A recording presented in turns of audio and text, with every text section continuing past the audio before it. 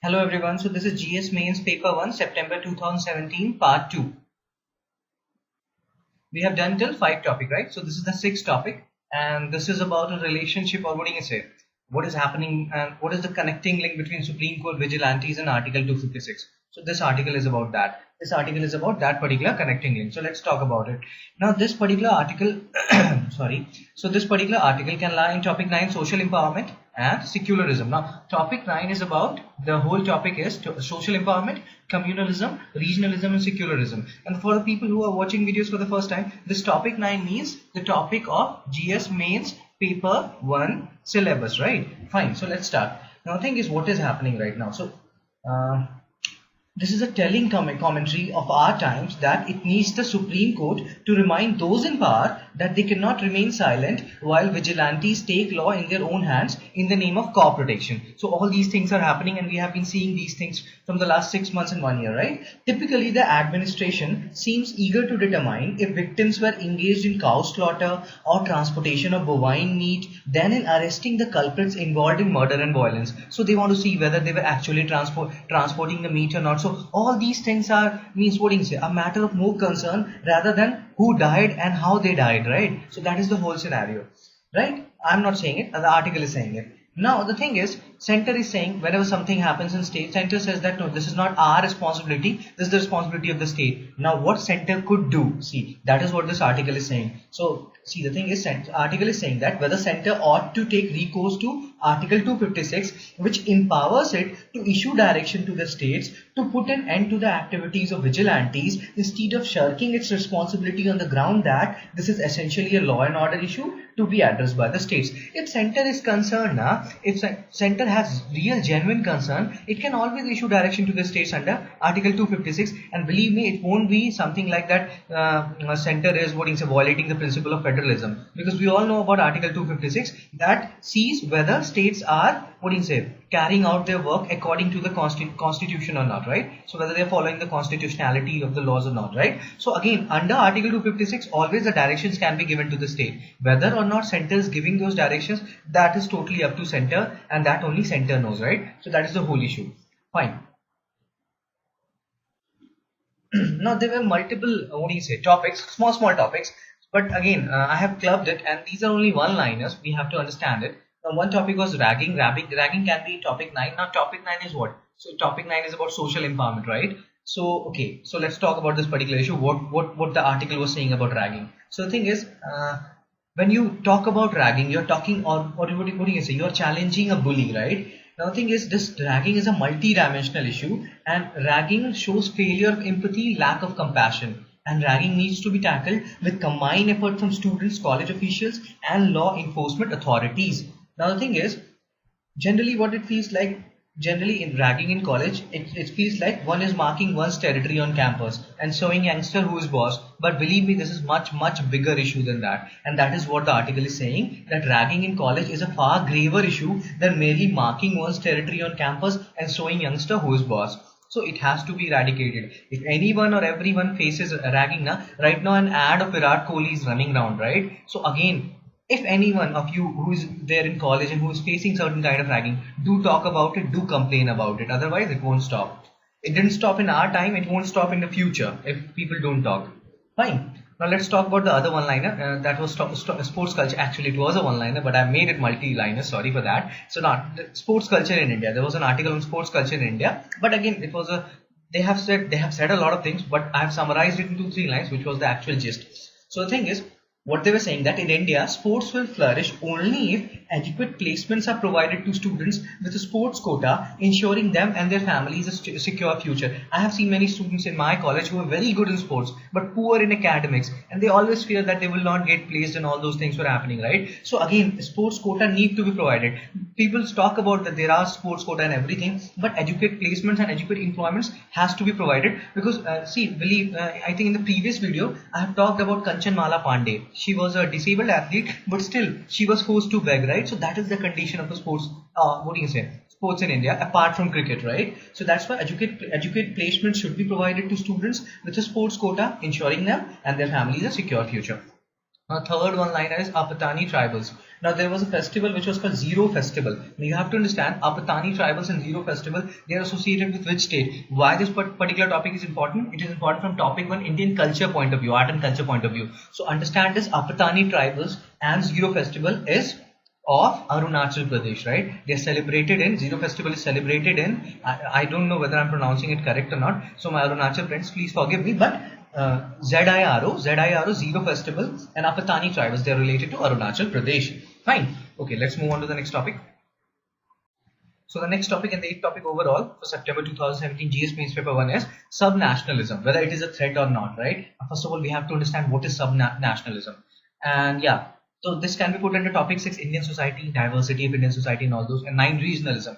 Now, what is sub-nationalism? So sub-nationalism, according to Wikipedia, is a policy of asserting interest of one's own state as separate from interest of nation and common interest of all other states, right? So we can see tinge of nationalism in Maharashtra also, where they try to, what do you say, evict people from Bihar and all those things, saying that Marathi Mano should only live there and all those kind of a thing, right? Karnataka, I will see that Karnataka is a very strange case of growing sub-nationalism right now. Kerala, from 60s only we are seeing that trend. But it is not necessarily bad. We'll see why and why not. All those things we'll see right now. So the thing is, as long as it is not secessionist or aimed at othering sections, sub-nationalism can be seen as a constitute element of democracy. India is vast, dude. The size of India, it is comparable to Europe, right? And in Europe, we have seen multiple countries, right? In a single country, when you have such a diverse culture, sub-nationalism can become a part of our society, right? But it should not be secessionist and it should not aimed at segregating sections, like what we have seen in Maharashtra when Nav Nirman Sena and all those things were doing certain kind of mischievous activities, right? Now, the thing is, interestingly, emerging these things, these sub-nationalism, why this topic has come, it is emerging most strongly from Karnataka, which is neither ruled by a regional party nor shown any separatist or secessionist tendencies in the past. Now this is emerging from Karnataka, and Karnataka has never witnessed such scenarios in the past. Now what is happening in Karnataka? They are talking about state flag and they are talking about the imposition of Hindi. So they don't want that, right? And they want state flag, but they don't want imposition of Hindi language. And it was there in the metro. When you Google Bangalore metro, you will understand the issue of Hindi. What is the Hindi issue?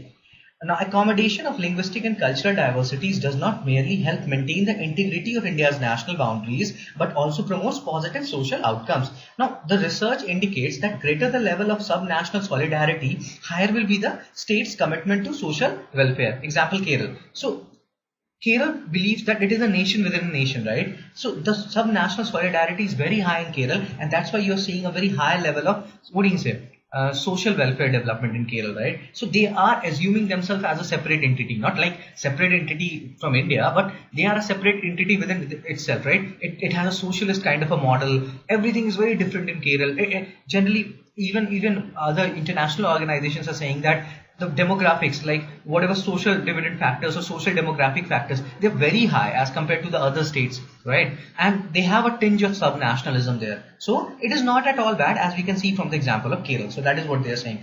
But what is happening? With hyper-nationalism on the rise, important to reassert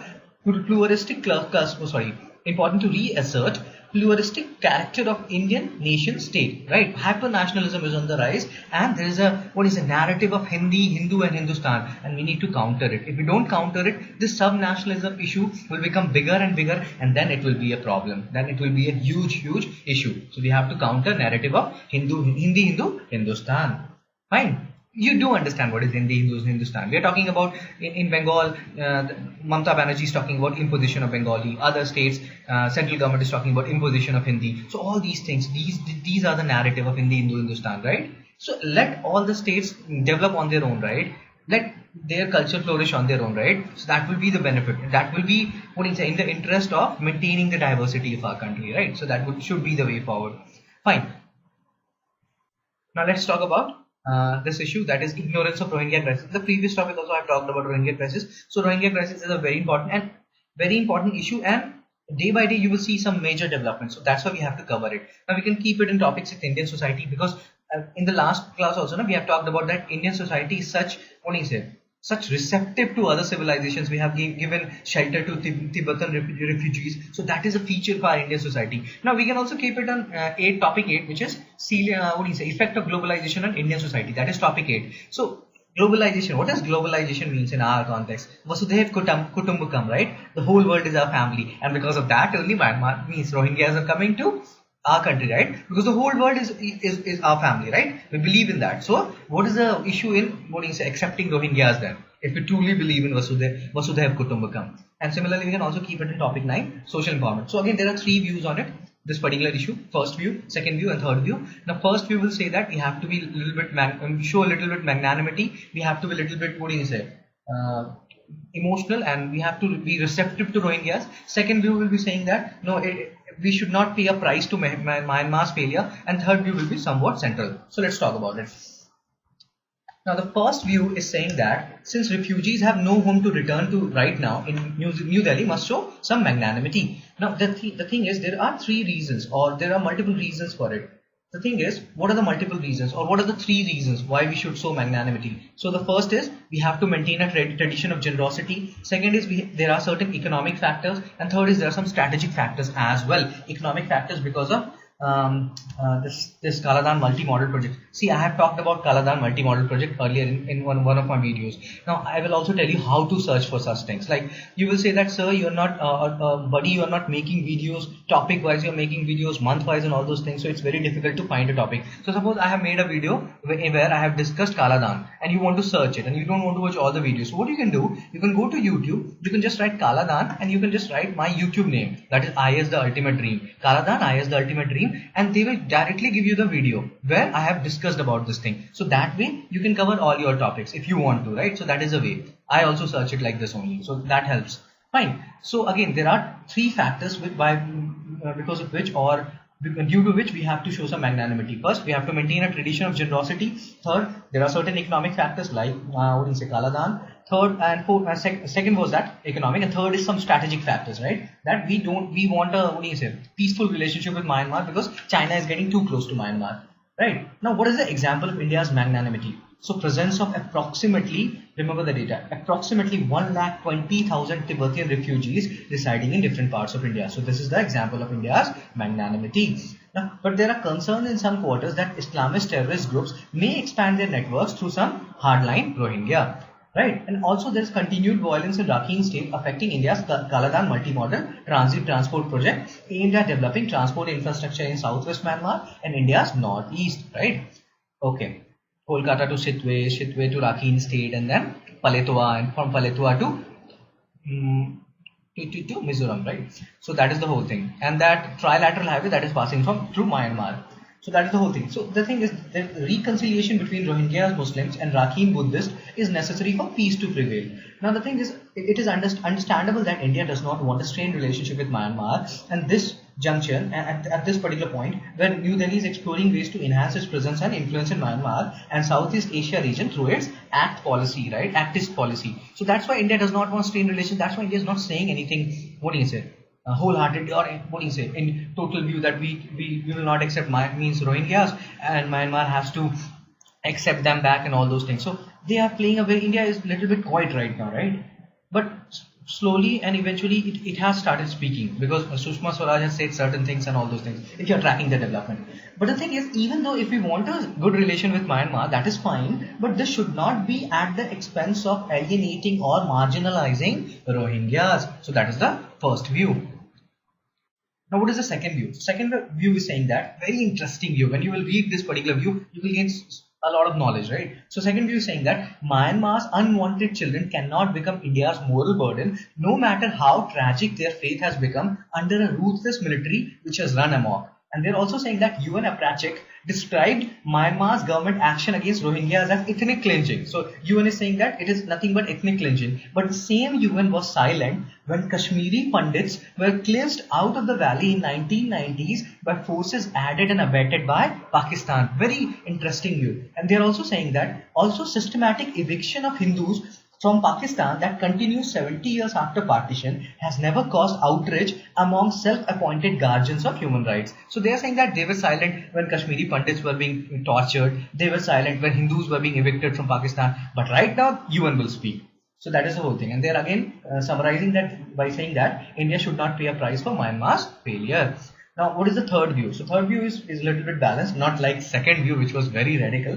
So third view is saying that India may have to play a quiet role to urge and nurture a long-term solution to the problem. And over 40,000 Rohingyas in India are there in Jammu and other places, and it is a very complex and tragic problem. Now, Kofi Annan-led advisory commission report must be considered seriously by both Myanmar and India. So Kofi Annan has given a report where he has talked about all those things, and Myanmar, especially Myanmar, India also, but especially Myanmar has to pay heed to that particular report. Now, the thing is, stakes for India are very high in this particular issue because India is in the process of rejuvenating BIMSTEC. What is BIMSTEC? Bay of Bengal Initiative for Multi-Sectoral, Technical and Economic Cooperation. At the same time, world expects us to contribute to a lasting solution to this problem. This is our region. Our Act East policy demands it. So we have changed it from Look East to Act East. So now, right now is the time to act now. So we should act, right? We should not only look. So this is the ideal time to apply this Act East policy, so to say Act East policy. So we should take a apolitical pragmatic position that is free from ideological inclination. So that is about it. So in the next video, I will be completing GS Mains paper 1. Then I will make a video and I've been thinking about it, like how to study for at least 6 to 8 hours daily. So I was thinking about it, but after completing GS Mains paper 1, I will make that video. Thank you.